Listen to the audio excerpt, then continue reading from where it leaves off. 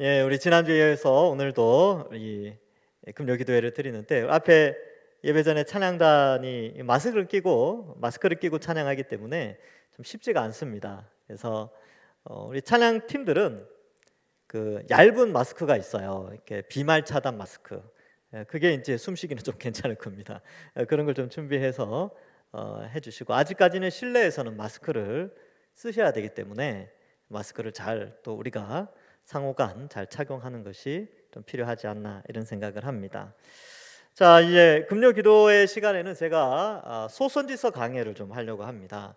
왜 그러냐면 이 소선지서가 성경의 아주 중요한 부분을 차지함에도 불구하고 이 장수가 많지 않기 때문에 너무나 쉽게 지나쳐 버리는 경우가 많습니다. 그나마 소선지서 중에서 요나서 정도 되면 어느 정도 좀 익숙한 내용이라서 좀 아는데, 그 외에 뭐 스바냐, 뭐 오바댜, 뭐 이런 거, 나훔, 무슨 내용인지 잘 모르지 않습니까? 그죠? 그래서 이 소선지서를 좀 살피면서 이 선지자들이 활동하던 그 시대와 오늘날 이 시대가 얼마나 유사하게 닮아 있는가도 좀 살펴보고, 하나님이 왜 선지자를 보내셔야만 했던가도 함께 생각해 보고, 그것을 적용하면서 우리도 역시 선지자들의 활동의 결과로 이 구원의 역사, 또 회복의 역사, 종교 개혁의 역사가 일어났던 것처럼 오늘날에도 이 선지서를 살피면서 우리 동산교회를 통하여서 이 지역 주변이나 이 한국교회 안에 좋은 그런 신앙의 개혁의 운동들이 일어나기를 그런 소망하는 마음에서 함께 말씀을 살펴보고자 합니다. 스바냐를 지난주에 살폈는데요. 이 스바냐는 남쪽 유다의 마지막 선한 왕이었던 요시야 왕이 통치할 때 활동했습니다. 왜냐하면 이 요시야 왕의 아버지나 할아버지였던 므낫세와 아몬이 이 이스라엘 남쪽 유다를 엄청나게 타락하게 만들었죠. 그래서 지난주 살펴봤듯이 이 성전 안에 바알과 아세라상을 두었고 태양신, 달신, 별신을 섬기는 그런 우상을 성전 안에다가 설치를 했었습니다. 그것도 이제 짧게 통치를 했으면 괜찮은데 므낫세 같은 경우는 55년을 남쪽 유다를 다스렸어요. 그러니까 55년하고 아몬 2년 합치면 거의 한 57년을 영적 암흑기 속에서 남쪽 유다가 보내게 됩니다. 그러니까 얼마나 타락했을까요? 그리고 하나님에 대한 지식은 얼마나 이상하게 변했을까요? 하나님이 그 모습을 보고 견디지 못하여 드디어 요시야가 등극하고 스바냐라는 사람을 예루살렘에 보내게 됩니다. 이 스바냐의 족보를 보시면 아시겠지만 히스기야가 증조 할아버지, 히스기야를 통하여서 이렇게 내려오는 왕족 혈통입니다. 그러니까 이 왕족 혈통이어야지 예루살렘 안에서 활동을 할 수가 있으니까 활동을 하게 되고요. 저는 그렇게 생각합니다. 이 스바냐의 활동을 통하여서 요시야가 상당히 영향력을 받았을 것이다. 요시야가 왕으로 등극할 때 나이가 8살, 그죠? 그리고 16살에 8년 후에 요시야 왕이 하나님을 찾기 시작합니다. 그리고 20세 때 성전 안에 있는 바알과 아세라 상들을 치우기 시작해요. 그러니까 20세가 되고 나서, 그리고 26세 때 성전 안 그 연복의 안에서 하나님의 말씀인 율법책을 발견하게 되고, 그것으로 말미암아 대제사장 힐기야와 요시야가 요시야 26세 때 온 나라의 종교개혁 운동이 일어납니다. 근데 그 모든 그 요시야의 종교개혁을 추적해 가보면 결국 그의 어린 시절 8살부터 16살 사이에 활동했던 이 스바냐의 활동이 있었기 때문에 이 스바냐의 선한 영향력으로 말미암아 남쪽 유다의 마지막 영적 부흥기를 맞이하게 되었다라는 것을 알 수 있습니다. 그러면 이 므낫세와 아몬이 이제 망쳐놓은 그 나라 가운데 스바냐가 등장해서 어린 요시야 왕 앞에서 무슨 메시지를 전했을까? 그것이 이제 2절부터 6절까지 지난주 살폈는데, 2절과 3절은 야, 너희들 심판당한다. 그 심판은 노아 홍수 때와는 비교할 수 없는 전 지구적 심판. 노아 홍수 때는 물고기는 살았지만 이제는 물고기까지 다 죽어버리는 그런 엄청난 심판이 있을 것이다. 그러면 그런 엄청난 심판을 받는 대상이 누구냐? 세 부류로 설명하고 있습니다. 그래서 지난주에 첫 번째 부류를 살폈어요. 그래서 4절부터 6절에 우상 숭배자들 이들이 멸망을 당한다. 요거 이제 지난주에 살폈죠. 그 다음에 이제 오늘 7절부터 13절에는 두 부류가 더 나오게 됩니다. 제가 오늘 제목을 실제론적 무신론자를 피해야 된다. 그러니까 멀리 해야 되고 우리가 그걸 경계해야 되는 건데 그 부분을 좀 다뤄보려고 합니다. 그러면 이 7절에 보시면 이제 두 번째 심판을 당할 부류를 설명하고 있어요. 주 여호와 앞에 잠잠할지어다. 이는 여호와의 날이 가까웠으므로 여호와께서 희생을 준비하시고 그가 청할 자들을 구별하셨음이니라. 이렇게 되어져 있지요. 여호와의 날이라는 표현이 나오는데 이 여호와의 날은 구약 선지서에 굉장히 많이 나옵니다. 이 날은 심판의 날이면서 또한 구원의 날이에요. 이 두 날은 심판과 구원은 동시에 일어납니다. 그래서 이 스바냐 3장 가서도 아주 이 타락한 자들은 철저하게 멸망을 받지만 하나님의 택함을 받은 자는 하나님께서 그 영광 가운데 그들과 함께 구원을 허락하시는 그런 내용으로 기록되어 있는데 그 날이 바로 여호와의 날입니다.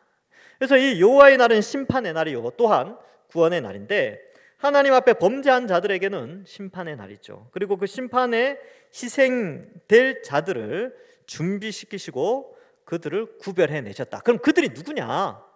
하나님의 심판 앞에 설 자들이 누구냐? 이게 굉장히 중요하겠지요. 그래서 8절에 보면 여호와의 희생의 날에 내가 방백들과 왕자들과 이방인의 옷을 입은 자들을 벌할 것이며 이렇게 돼 있어요. 여기 보면 방백들과 왕자들 이렇게 돼 있죠. 방백들은 누굽니까? 이 귀족들입니다. 귀족들. 지금은 귀족이 없죠. 신분 사회가 아니니까. 근데 2650년 전에 남쪽 유다에는 신분제가 있었어요. 그래서 왕족, 제사장 계열 뭐 있죠. 예루살렘 안에 사는 사람들이 주로 높은 지위를 차지하고 있었죠. 근데 방백들은 이 벼슬을 차지하고 있었어요. 요즘으로 치면 이제 정치인들 있죠. 왕자들은 어쨌든 귀족 출신으로 상당히 높은 위치에 있는 이 남쪽 유다의 계층 가운데 최상위층에 있는 부류들이죠. 근데 그들을 향해서 뭐라고 이야기를 하냐면 이방인의 옷을 입은 자들과 함께 벌 받을 것이다. 여러분 이게 이 지금 스바냐의 이 말이 이 목숨을 내놓고 하는 말이에요. 여러분 지금 같은 이런 민주주의 사회가 아니고 요즘같이 뭐 이렇게 자유가 보장된 그런 사회가 아니라 왕정 시대입니다. 왕정 시대에 예루살렘 안에서 활동했던 예루살렘 그 성 안에서 왕궁이 있고 성전이 있는 정치 최고 지도자인 왕과 그다음에 종교 최고 지도자인 대제사장이 있는 그 예루살렘 성 안에서 스바냐가 뭐라고 이야기하냐면 방백들과 왕들과 그리고 성전 안에서 이방인의 옷을 입은 자들 다 벌받는다 이렇게 말을 하는 거죠. 지금 스바냐는 눈치를 보지 않아요.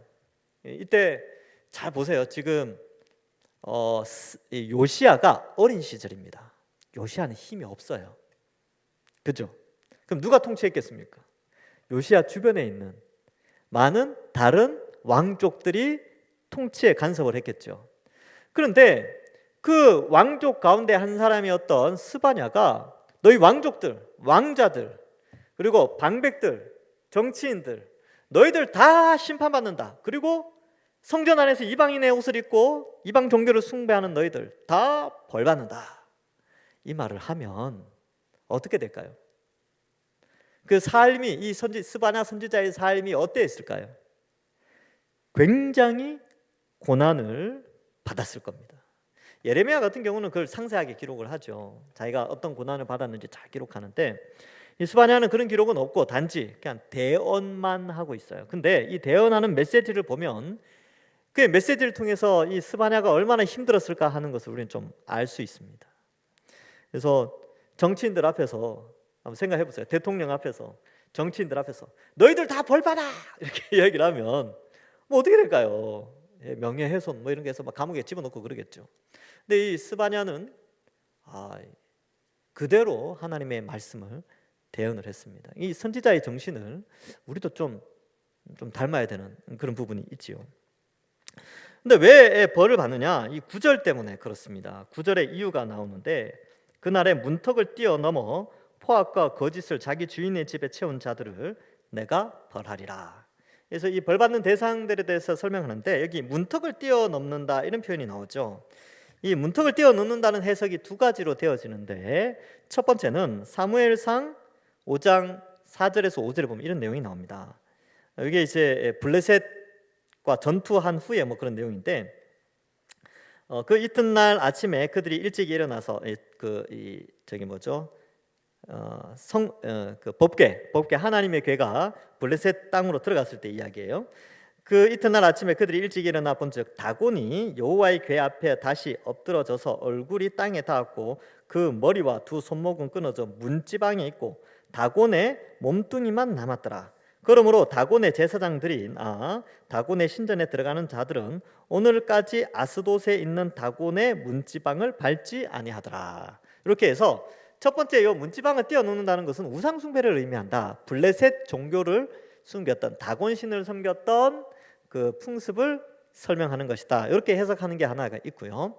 두 번째로는 이제 이 뒷부분에 포악과 거짓을 자기 주인의 집에 채운 자들 이런 표현을 통하여서 이 문지방을 넘는다는 것은 문턱을 넘는다는 것은 남의 집을 침범하는 강도의 역할로 해석하는 경우도 있습니다. 근데 대체적으로 대부분의 전통적인 해석은 강도, 다른 집을 침범하는 것으로, 왜냐하면 뒤에 포악과 거짓으로 주인의 집을 채우는 종들의 모습을 묘사하고 있기 때문에 이 문턱을 넘는 것은 약자의 집을 침입하여 약자들의 재물을 갈취하는 모습을 보여주고 있습니다. 그러니까 이 지금 예루살렘 안에 정치 지도자들이나 또 종교 지도자들이 다른 사람을 약탈하고 자기 욕심을 채우기 위하여 남에게 피해를 끼치고 이러한 약자를 괴롭히는 이러한 모습을 묘사하고 있다. 이렇게 되어지는 것이죠.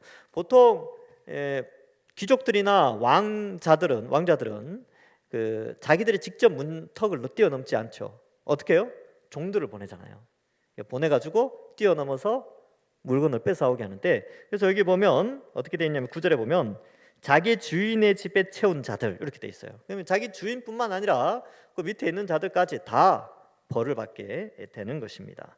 그래서 이 본문에서 하나님께서 우리에게 알려주는 것은 뭐냐면 어떤 권력이 있는데 그 권력을 통하여서 어느 약자를 괴롭히는, 즉 사회 질서가 무너져 있는, 원래 권력이라는 게 약자를 보호하고 함께 이제 그 화해하고 함께 화평을 누리면서 평강을 추구하며 살아가는 것이 하나님 자녀의 모습인데 이 이스라엘의 원래 모습이었죠. 그런데 그러한 것들이 다 무너지고 일반 세속 사회화되어져서 이 권력이 다른 사람의 이익을 침해하여 자신의 유익을 가져오는 수단으로 사용되어짐으로 말미암아 이런 사회 질서의 무너짐을 하나님이 보시고 심판하시겠다라고 말씀하고 있습니다. 그래서 7절부터 9절에서 심판받을 자들은 권력이나 어떤 힘을 통하여 약자를 괴롭히는 자들, 이러한 자들에 대해서 하나님이 반드시 심판하십니다. 그래서 교회 안에서도 마찬가지죠. 아니면 일반 여러분들 사회 속에서도 마찬가지예요. 여러분들이 혹시 어떤 힘이나 권력이 있습니까? 함부로 남용하거나 약자를 괴롭히거나 약자를 내 마음대로 조정하는 수단으로 권력을 사용해서는 절대로 되지 않습니다. 하나님이 다 보고 계세요. 그것이 교회 아니든 일반 사회든 그리스도인의 삶은 이 강포나 권력을 행사하는 것이 아니라 이 가진 권력이나 재물이나 힘을 가지고 약자를 보호하고 도와주는 역할을 해야지, 그것이 아니라 피해를 입히고 권력으로 누르는 그런 강포를 행하는 그런 자가 되어서는 안 됩니다. 그래서 포악과 거짓을 자기 주인의 집에 채운 자들을 내가 벌하리라 이렇게 말하고 있습니다. 아마 이 므낫세와 아몬 시대를 거치면서 이 남쪽 유다가 아마 이러한 형태로 엄청나게 타락한 시대를 살아간 것으로 보여집니다. 자, 그래서 이제는 이러한 부류들을 이제 심판하시고요. 이제 정치 권력자들 있죠. 그다음 이제 세 번째 심판받을 자들은 누구인가? 세 번째 심판받을 자들 10절부터 13절에 나오는데 한번 보시겠습니다. 나 여호와가 말하노라. 그날에 어문에서는 부르짖는 소리가, 제2구역에서는 울음소리가, 작은 산들에서는 무너지는 소리가 일어나리라. 이 그날은 여호와의 날이죠. 근데 여기 어문은 뭘까요? 어문은 고기가 드나드는 문입니다. 그래서 피쉬 게이트 이렇게 돼 있죠. 영어로는 피쉬 게이트. 그러니까 물고기가 드나드는 거예요.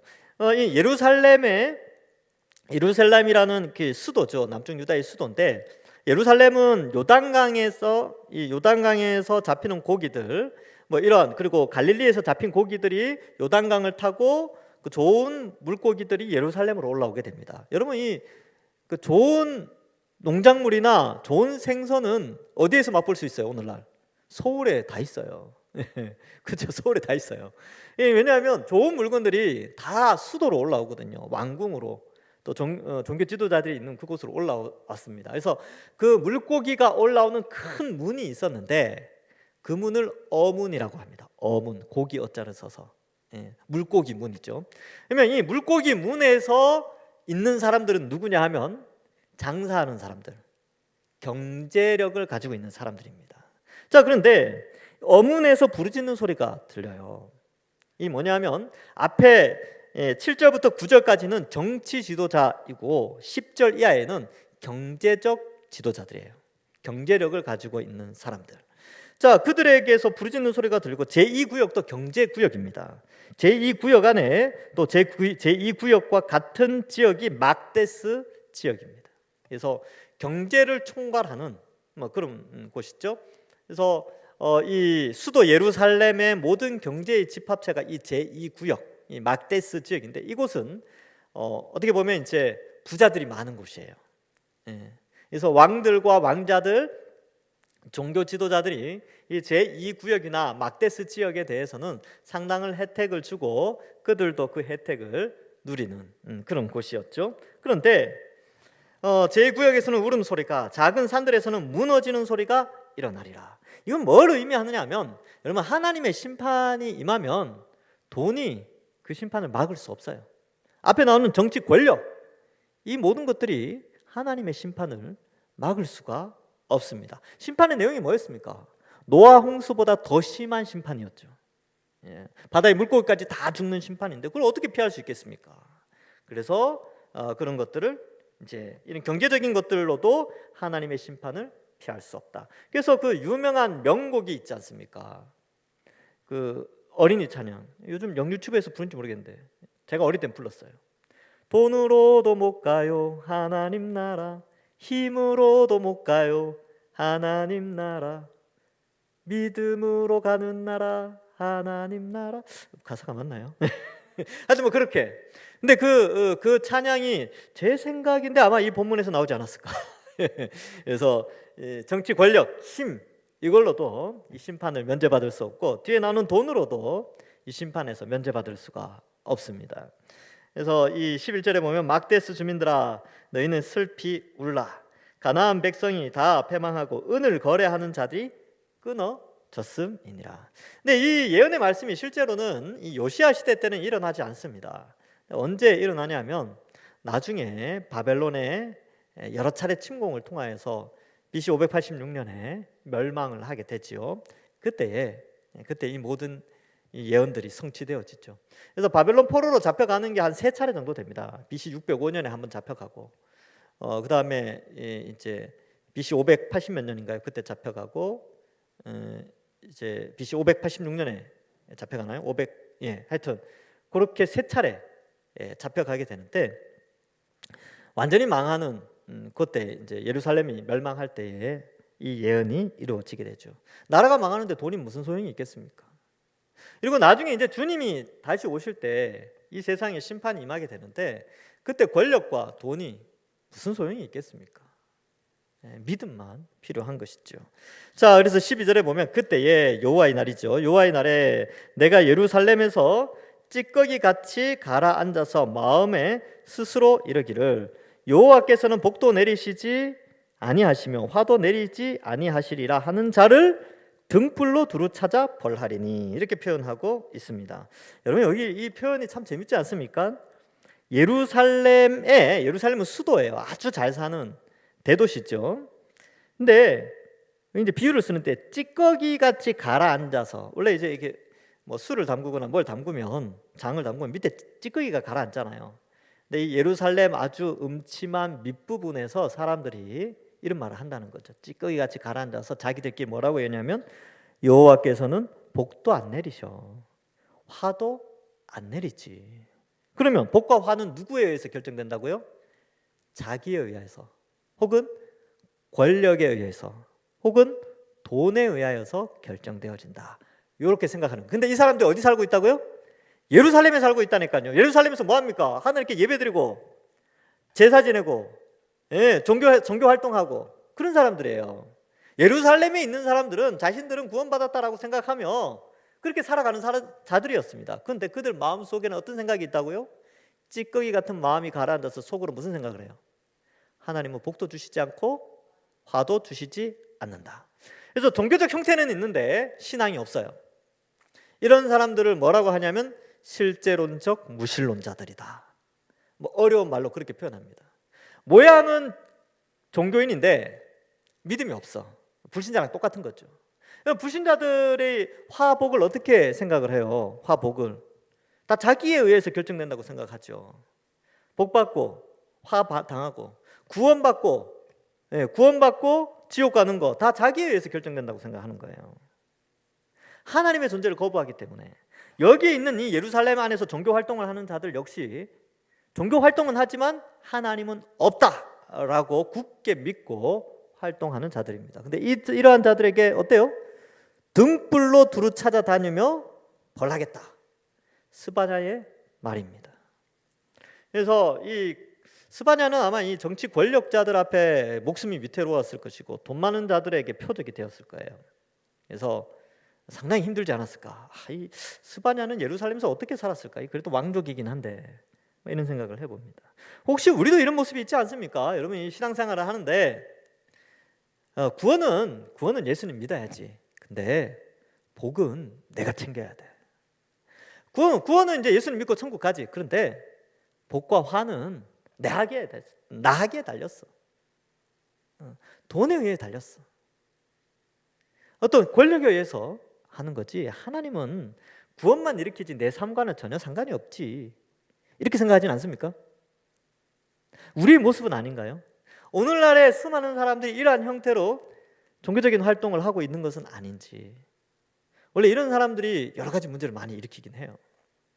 그래서 하나님은 모든 것을 아세요. 이 사람들이 찌꺼기같이 가라앉아서 마음으로 하는 이 말까지 하나님은 다 아시니까 스바냐를 통하여서 경고의 메시지를 하시는 것이죠. 우리도 그럴 수 있죠. 우리도 종교생활을 하면서 그죠? 교회에 나오는 종교생활을 하잖아요. 그런데 에이 하나님이 뭐 해치겠어. 에이 뭐 그런다고 하나님 복 주시겠어.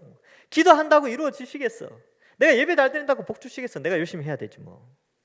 이런 생각으로 있지는 않습니까? 이것은 하나님의 섭리를 부정하는 것이죠.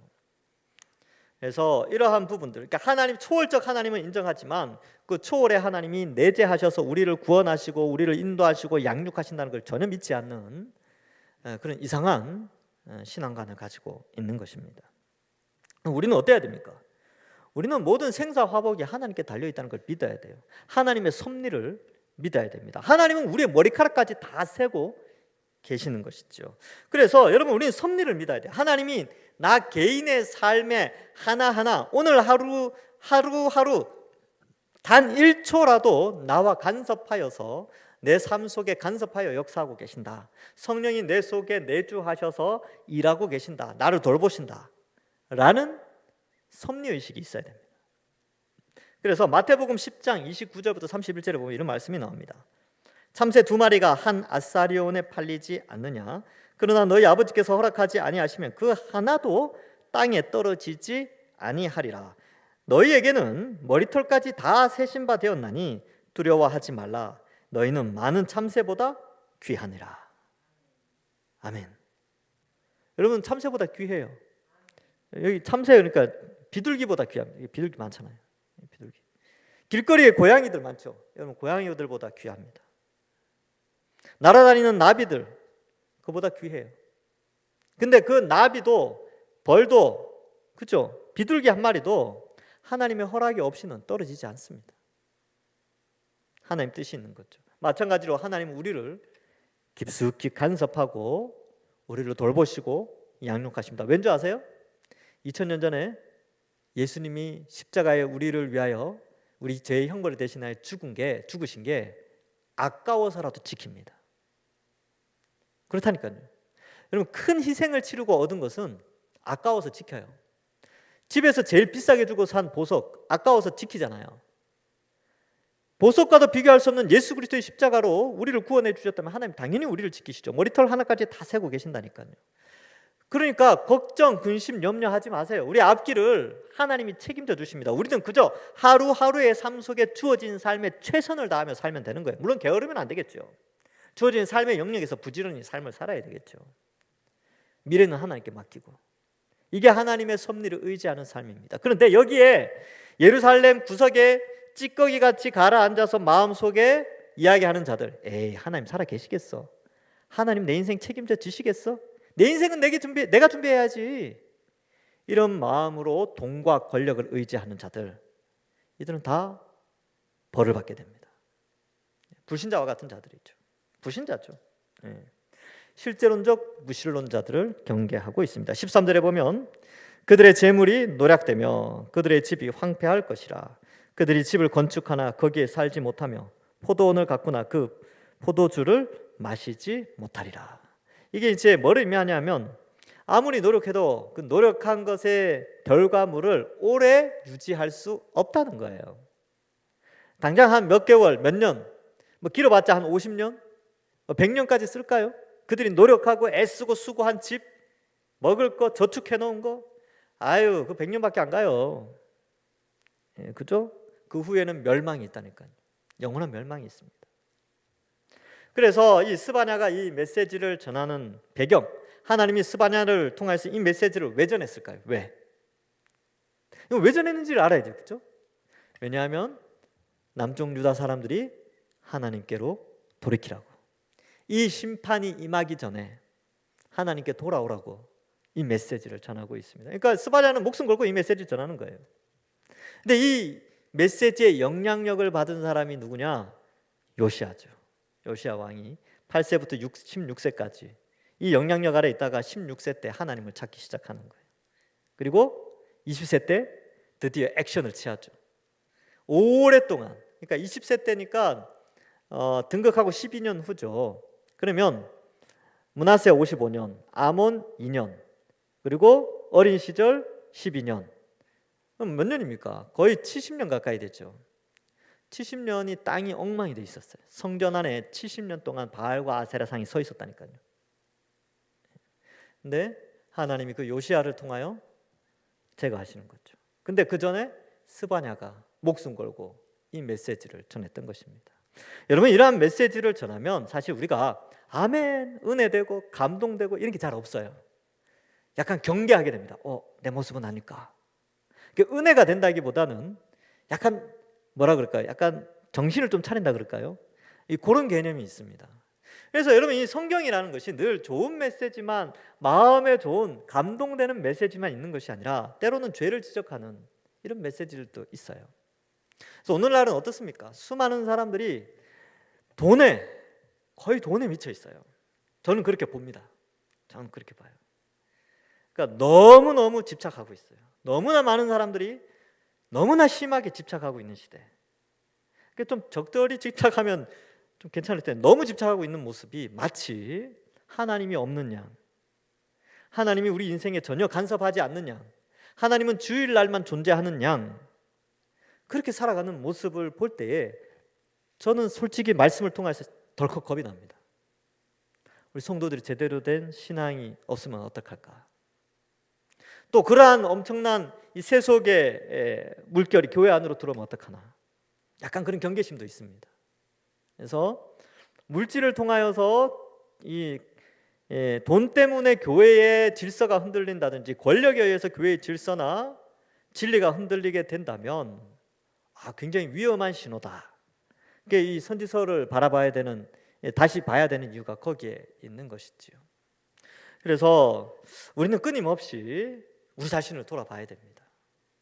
그래서 이 스바냐 1장에서 우상 숭배, 그다음에 권력의 남용, 그다음에 물질의 집착, 이 세 가지에 대한 경고를 우리에게 해주면서 주님 오시기 전에 우리도 우리 자신들을 좀 돌아보면서 예수 믿는 자로서 하나님만 섬기고 주어진 권력과 부를 지혜롭게 잘 활용하고 나누어주고 연약한 자들을 돕는 일에 우리가 사용되어야 하는 것이죠. 아무쪼록 여기 계신 모든 분들은 타락한 시대 가운데에서도 또 교회가 뭔가 세속화되어 가는 것 같은 이 세상 속에서도 여기 앉아 있는 우리는 다시 말씀으로 돌아가서 선지자의 메시지에 귀를 기울여 우리 자신을 돌아보고 교회의 거룩함을 유지하며 성도의 거룩함을 유지하여서 마지막 주님 다시 오셨을 때에 착하고 충성된 종이라고 내가 너 안다라고 예수님이 말씀하셔서 칭찬받으시는 우리 모든 주의 백성들 되기를 주님의 이름으로 간절히 축원합니다. 기도하겠습니다. 하나님 아버지 은혜를 감사합니다. 우리를 택하여 구원하여 주시고 예수 그리스도의 십자가 형벌 대속의 은혜로 하나님 자녀 삼아 주신 것 감사합니다. 그 하나님은 주일날만 계신 것이 아니라 월요일부터 토요일까지 계시며 그 하나님은 교회에만 계신 것이 아니라 우리의 가정에서도 직장에서도 학교에서도 우리가 걸어가는 길에서도 버스에서도 지하철에서도 늘 우리와 동행하시며 우리의 삶의 하나하나 우리의 마음의 심령의 하나하나까지 다 보고 계신다는 사실을 우리가 깨닫게 하여 주옵소서. 그래 하여서 하나님의 백성으로서의 삶 그것을 그 거룩한 삶을 회복하고 세속에 물들지 않고 오직 하나님만 섬기며 주어진 권력과 지식과 지혜와 재물을 지혜롭게 쓸 줄 아는 그러한 하나님의 자녀들이 다 될 수 있도록 축복하여 주옵소서. 점점 타락해져가는 시대 가운데 하나님 우리 동산교회를 귀하게 여기시고 이 한국교회 가운데 우리 동산교회가 좋은 교회로 하나님이 기뻐하시는 교회로 잘 세워질 수 있도록 축복하여 주옵소서. 감사드리옵고 예수님의 이름으로 기도하옵나이다. 아멘.